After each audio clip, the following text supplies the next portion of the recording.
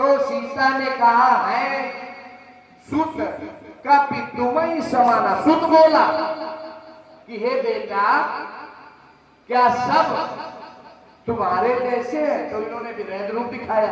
तो बेटा सीता ने मान लिया पर लवकुश पैदा ही नहीं हुए। वहां का लवकुश तो बाद में पैदा होंगे। तो बेटा सीता ने माना। दूसरी बात नाहिन तात, तात भी बेटा को कहते हैं। तो राम जी ने भी बेटा माना धर्म का।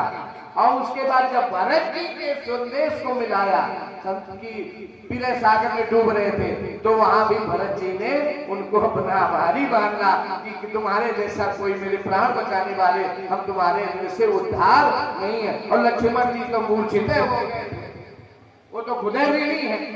हनुमान जी के जब संजीवनी बूटी लेने गए, तो मतलब राम के जितने सेवक है भाई हैं, सबने भैया राम के हनुमान जी को श्रेष्ठ माना, इसलिए माला हनुमान जी को मिली। इस शिक्षा क्या मिली?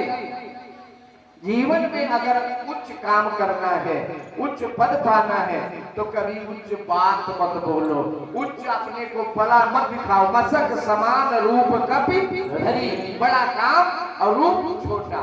और हम क्या करते, थोड़ा धन आ गया, थोड़ा बल आ गया, थोड़ा पद हो गया, थोड़ा वैभव हो गया, थोड़ा जान पहचान हो गई, तो दुनिया को समझ गए, थोड़ी जिंदगानी में ऐठे जूना बने जाते हैं।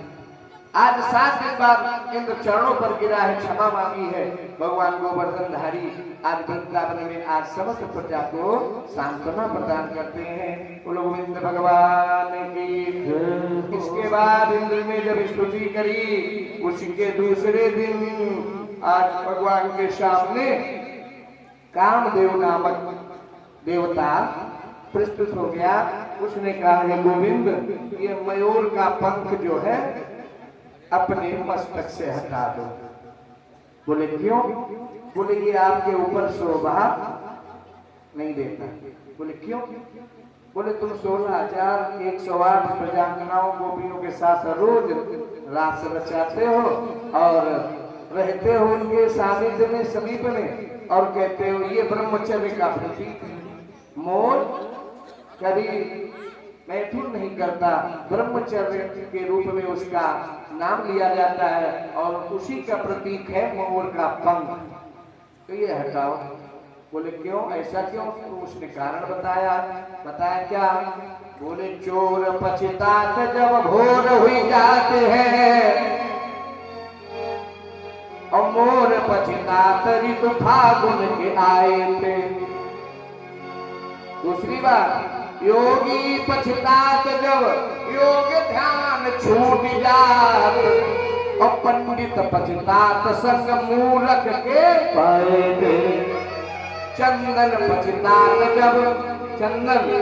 पछतात जब शूद्र घर पहुंचता, और बंधन पछतात नारी विधवा के लगाए।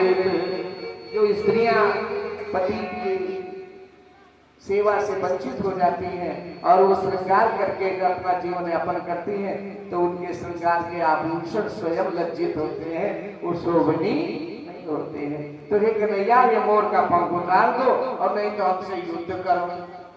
भगवान बोले कैसा युद्ध करोगे? दिन में रात में? बोले रात में करेंगे। बोले और क्या नियम है उसके? कुछ युद्ध के नियम होते थे पहले। तो बोले हम रात में युद्ध करेंगे, एक गोपी दाएं एक बाएं, और कोई पुरुष हमारे तुम्हारे बीच में युद्ध के मंडल में नहीं आवे। अच्छा ठीक है, कब करोगे? बोले रात्रि में। रात्रि तो 30 दिन होती है, उसमें किस दिन करोगे? बोले सबसे बड़ी रात होती है शरद पूर्णिमा की रात। पूर्णिमाएं 12 है, हर महीने होती है, लेकिन जो टाइम का रात्रि का समय होता है 12-14 घंटा 11 घंटा, जून में रात्रि छोटी होती है, और अश्विनी में इससे की जो पूर्णिमा होती है जिसे शरद पूर्णिमा कहते हैं, जिसमें अमृत बरसता है। जो लोग खीर बनाते हैं और आकाश में टांगते हैं कि अमृत की किरणें हमको अमृत मिल जाए, ठीक है ना। तो वो शरद पूर्णिमा की रात निश्चित हो गई। और जिस समय ये बात निश्चित हुई, विश्वकर्मा आया। विश्वकर्मा ने सुंदर सभा का निर्माण किया, और उस सभा में भगवान ने बंसी बजाई।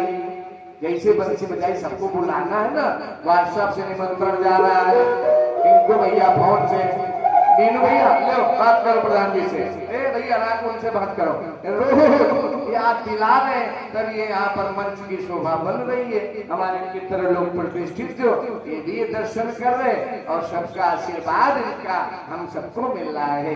सौभाग्य की बात है, हम सब लोग इस सत्संग रूपी ज्ञान गंगा में कम से कम आ तो पा रहे हैं। भगवान ने बंसी बजाई और बंसी बजाते ही क्या हुआ, बंसी बाजी शाम की मोहे तीनों लोग, पूरे ब्रह्मांड में तीनों लोग में कोई नहीं बचा जो न मोहित हुआ। अब वे तीनों मोहे नहीं बसत कौन से ठौर, तीन लोग मोहित नहीं हुए और बाकी सभी लोग मोहित हो गए। ऐसी बांसुरी, कैसी विचित्र अद्भुत बांसुरी बजाई भगवान कन्हैया ने। और जिस समय बजी और जैसे ही बजी तो यहाँ पर विचार थोड़ा सुन लो, फिर आगे बढ़े। बोले कौन तीन है जो मोहित नहीं हुए? कोई कहता कंस, कंस की पत्नी और जरासंध एक तरफ, दूसरी तरफ लोग कहते हैं शेषनाग जी नहीं मोहे, क्योंकि वो धरती को सिर पे रखे, अगर वो मोहित होते तो बाहर कैसे उठाते। कोई कहता राजा बलि सुंदर पाताल लोक में है, उसको आवाज नहीं सुनाई पड़ती, इसलिए वो नहीं मोहित हुआ। लेकिन हमारा अपना विचार गुरुजनों के द्वारा जो ज्ञान मिला उसमें ये हमने समझा या सुना कि बंसी बाजी श्याम की मोहे तीनों लोग, और तीन कौन नहीं मोहित हुए? अंगुली भगवान की, ओष्ठ और मुरली है राहत कृष्ण के ठौर, भगवान कृष्ण के ओठ नहीं मोहित हुए, बांसुरी नहीं मोहित हुई और उंगली नहीं मोहित हुई, क्योंकि ये तीनों अगर मोहित हो जाती तो भगवान की लीला रुक जाती। ये हमारा अपना गुरुजनों के द्वारा जो हमें ज्ञान मिला। ऐसी बांसुरी बजी और क्या हुआ, जैसे बांसुरी बजी तो आज वृंदावन में आए तौबा मच गई, सब लोग घर छोड़ दिया। क्या हुआ, बाजी उठी धाई बाजी देखन वो तारे तारे,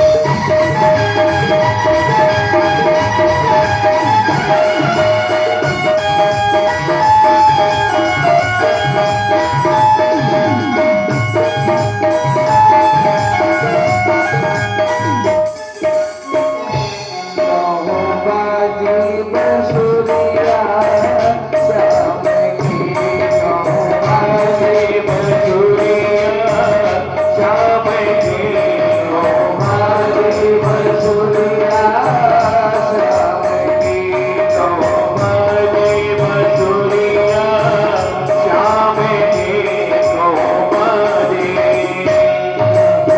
बाजी और यहाँ पर जो भाव बोलो गोविंद भगवान की जय हो।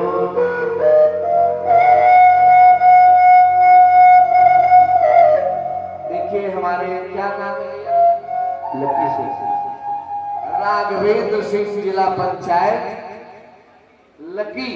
लकी भैया नाम भी लकी है, भगवान की कथा भी लकी वाले लोगों को मिलती है, सबको मिलती नहीं है। लकी है तभी कथा है, क्योंकि भाग्योदयेन बहुजन्म समर्जितेन सतसंगमं च लभते पुरुषो यथा वै।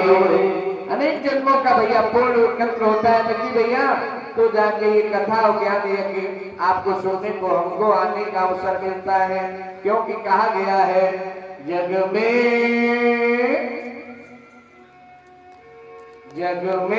सत्संग बिना मानो, जग में सत्संग बिना मानो, सतमति गति पाना क्या जाने, सतमति पति पाना क्या जाने। जग में सत्संग बिना मानो, जग में सत्संग बिना मानो, सतगति पति पाना क्या जाने। जग में सत्संग बिना मानो, सतगति पति पाना क्या जाने। जग में सत्संग बिना मानो, सतगति पति पाना क्या जाने।